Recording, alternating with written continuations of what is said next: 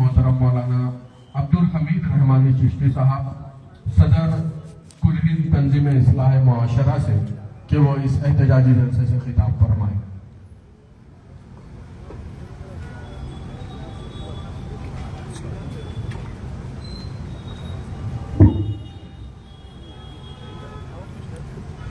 अस्सलामु अलैकुम वरहमतुल्लाहि वबरकातुहू।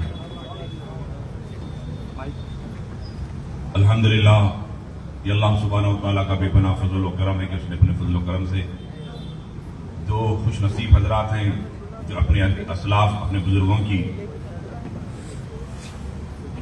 औकाफ करदा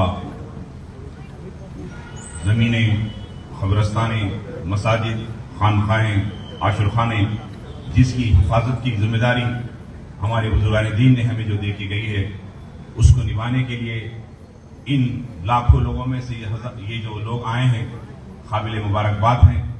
यकीनन इसलिए कि जना इतनी धूप के आलम में मसरूफियात के बावजूद इतने लोग जो आए हैं, यकीनन ये मायूसकुन बात नहीं है, बल्कि ये खुशआइन बात है कि कम वक्त में इतने लोग जमा होना ये एक बहुत अच्छी बात है। इसमें दरअसल हकीकत यह है कि औकाफ की जो जमीनों का जो मामला है, औकाफ का नाम आते कि इंसानों के दिमाग में कुछ गलत ख्यालात आते हैं, लेकिन हजरत मौलाना ख्वाजा शुजाउद्दीन इफ्तिखारी साहब ना ये इनके पास ना हजारों एकड़ जमीन है, ना इनके पास कोई जो है बुरी औकाफ की जमीन है, बल्कि अपने घर में इन्हों खानखा बना के दीन का काम अंजाम दे रहे हैं।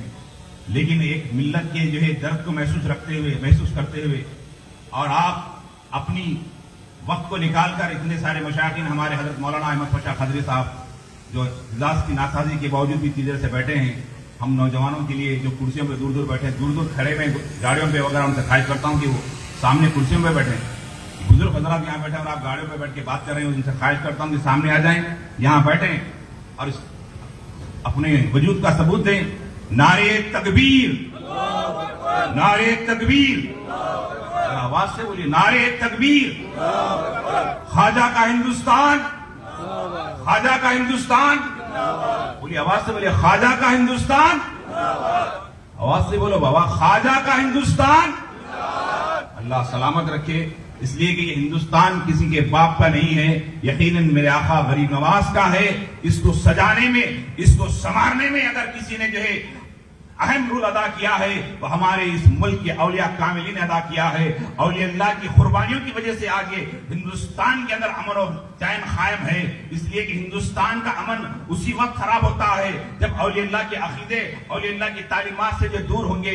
आज मैं ज्यादा तवील में ना जाते, दो तीन बातें काम की कहकर बात को बैठ जाऊं, इसलिए कि मौलाना हजरत कामिल पाशा साहब ने तफसील से औकाफी कानून का क्या नुकसान है बताया, तो मैं और रहीमुल्लाह खान नियाज़ी साहब ने जो है बड़ा वलवल अंगेज खिताब किया। मैं चाहता हूं कि आपके अंदर ये पैगाम हो जाए। आज नौजवान कह रहा है हमें क्या मतलब औकाफ से, हमें क्या मतलब, हमें क्या मतलब, सो उन्हों खा रहे इन्हों खा रहे। अरे हर तहरीक को कुचलने के लिए हमारे अंदर के मुनाफिकीन रहे। हर तहरीक, हर दौर में मुनाफिकीन से जितना नुकसान हुआ है किसी और से नहीं हुआ है। हमारी हर तहरीक, जो भी तहरीक शुरू हुई, उसको खत्म करने में मुनाफिकीन का रोल रहा है।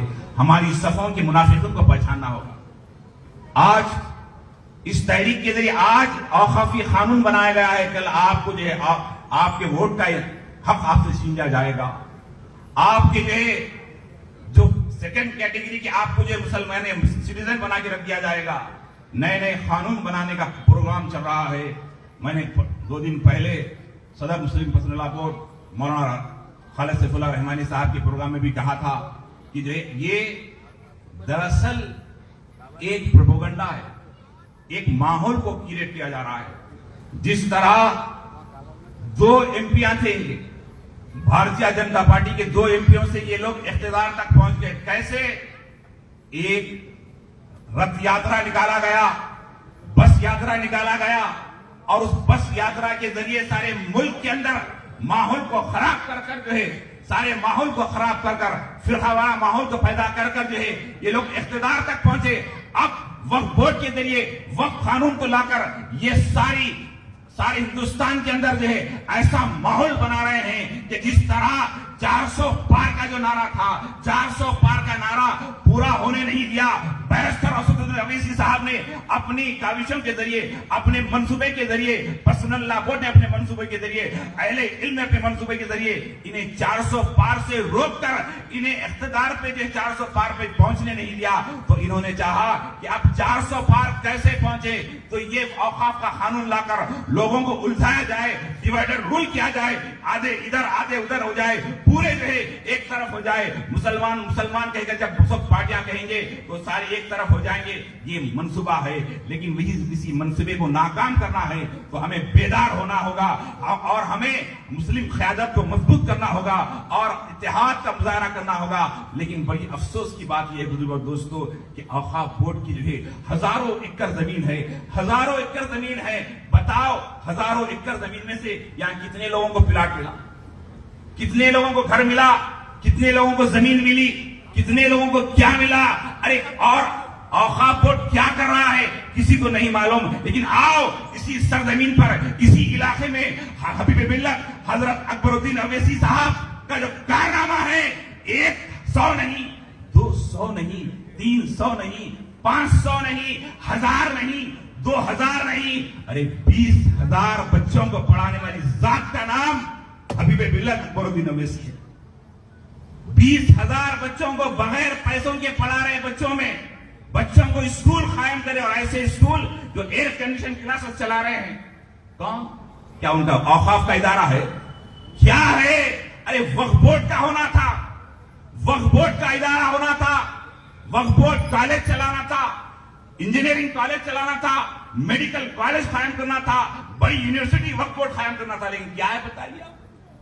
आज अकबरुद्दीन अवैसी साहब एक रुकने असेंबली होकर, एक साथ एमएलओ के साथ रहकर और अपने जाती पैसों से, अपने पैसों से जो है 20,000 इस मिल्लत इस्लामिया के बच्चों को जो है तालीम दे रहे हैं। और अल्हम्दुलिल्लाह, और ऐसा काम सारे हिंदुस्तान में कोई एमएलए नहीं कर सकता, कोई लीडर नहीं कर सकता। और ये वक्फ बोर्ड को जो है, आज वक्फ बोर्ड का चेयरमैन बनता है, पैसे वाला हो जाता है, ये चेयरमैन बन रहा, वो चेयरमैन बन रहा, खाली पैसे वाले होते जा रहे हैं। वक्फ बोर्ड को खाली जाइए, खाली लूटम लाट, वहां कब्जा हो गया, यहाँ कब्जा हो गया, यहाँ कब्जा हो गया। आज तक कोई चेयरमैन ऐसा नहीं बना कि मैं अपने घर को वक्फ कर दिया, अपनी प्रॉपर्टी को वक्फ कर दिया, बल्कि वह सब पूरा खत्म होते जा रहा। तो इसमें क्या होगा, पब्लिक बेजार हो। तो ऐसे में बैरिस्टर असदुद्दीन अवैसी साहब, अकबरुद्दीन अवैसी साहब से ये लोग सबक लें कि कैसा काम करना है, किस तरह से काम करना है। तो मैं गुजारिश करता हूं ये तमाम लोगों से कि आप ये उससे हमको क्या होगा, इससे हमको क्या होगा, नहीं मेरे भाई, आपको खत्म करना चाह रहे हैं लोग। आपकी औकाफ की जमीनें क्या है कि आप देखिए, मस्जिद क्या है, औकाफ में, आशुरखाना क्या है, औकाफ में। ये तमाम मजहबी चीजों को जो है आपसे छीन लेना चाह रही है हुकूमत। तो हमको चाहिए क्या है, कम से कम जलसों में आए, जलसों में बैठकर इसको कामयाब करें, और कामयाब कर अपने आप को जो है एक अंदर, आप ये कोई जो भी कह रहा है औकाफ से हमको क्या फायदा, हमको फौरन उसको कहना कि हमको नहीं, हमारी अमलाक हमारी। आप देखिए, एक बात है कि बात खत्म कर दूं कि ये 12 साल के कब्जे पे रहा करते तो उन्हें ओनर हो जाता, और कानून के अंदर लिखा हुआ है 12 साल के कब्जे पे रहा तो उन्हें मालिकाना हुकूक का जो हकदार हो जाता। तुम्हारे बाप की जागीर है, जिसको बोले उसको दे रहे, आप मिलिट्री की जमीन दे दो, ले आगे, आप पुलिस की जमीन दे दो, आप फॉरेस्ट की जमीन दे दो, आप हमारी औकाफ की, हमारी जाती जमीन को क्यों लेना चाहते हैं। और दूसरी बात करना चाह रहे हैं कि खादियानियों को जो है वक्फ के अंदर शामिल करना चाह रहे हैं। खादियानियों को जो खारिज इस्लाम है, जो खत्म नबूवत के मुनकिर है, उनको वक्फ के अंदर शामिल करना चाह रहे हैं। अहमदिया फिरका को शामिल करना चाह रहे हैं, जबकि यही मौलाना ख्वाजा शुजाउद्दीन साहब और हम लोग जाकर जो है उस वक्त खुसरो पाशा जो वक्फ बोर्ड के चेयरमैन थे, उस वक्त हमने जाकर हाफिज मुजफ्फर साहब हम सब जाकर जो है वहां पर एहतजाज दर्ज करवाए, और मुसलमान यानी मुसलमानों के नाम पर औकाफी सियानामा लेकर औकाफ शादियों का सर्टिफिकेट वक्फ बोर्ड से ले रहे थे। तो हमने जो ये एहतजाज करवा कर कहा कि जो है खादियानों को मुसलमानों का जो है सर्टिफिकेट नहीं देना चाहिए, खादियानों का निगाह नहीं पढ़ाना चाहिए, बेशक, तो बेशक, वहाँ बेशक। ऐलान हुआ। तो ये हमारा जो है कारनामे हैं, चिश्तिया फाउंडेशन के जो है अल्हम्दुलिल्लाह गैर मामूली कारनामे हैं। अल्लाह की बारगाह में दुआ है कि अल्लाह पाक हमारी इस महफिल को कबूल फरमाए और इस कार्रवाई को जो है यानी जो औकाफ की जो खिलाफ जलसे जहां जहां हो रहे हैं आप उसमें जरूर शिरकत करें। 19 तारीख को दारुस्सलाम में जो जलसा है उसमें जरूर शिरकत करें। वमा अली